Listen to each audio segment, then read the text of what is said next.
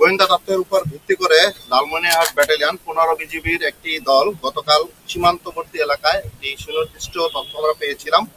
আমরা একটি বিশেষ অপারেশন পরিচালনা করি এবং একটি বড় চালান আটক করতে সক্ষম হই। অপারেশনে উল্লেখযোগ্য পরিমাণ ভারতীয় স্বর্ণ, কাতান এবং সিল্কের শাড়ি সহ বিভিন্ন প্রকার মালামাল আমরা জব্দ করতে সক্ষম হই, যার আনুমানিক বাজার মূল্য প্রায় 24 থেকে 25 লক্ষ টাকা। আমরা ধারণা করছি যে আসন্ন ঈদকে কেন্দ্র করে শুল্ক ফাঁকি দিয়ে এই চোরাচালান এই ব্যবস্থাটি অব্যাহত থাকছে।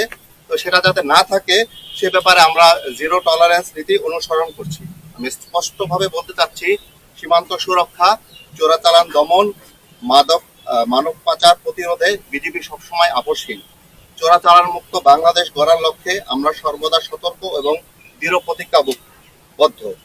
সীমান্তের স্পর্শকাতর এলাকাগুলোতে আমরা গোয়েন্দা নজরদারি ও টহল কার্যক্রম আরো জোরদার করছি এবং ভবিষ্যতে আমাদের এই কার্যক্রম অব্যাহত থাকবে ইনশাআল্লাহ।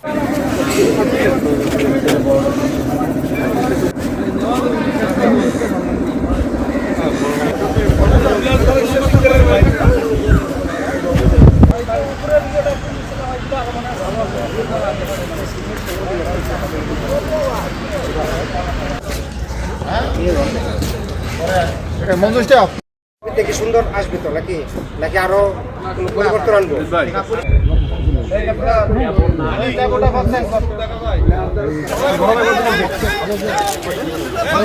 কয়টা ছিল মোট?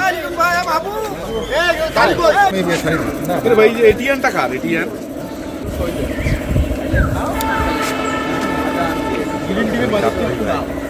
ভাই যদি একটু হেল্প করে আমাকে একটা শাড়ি নিয়ে দিতে পারে।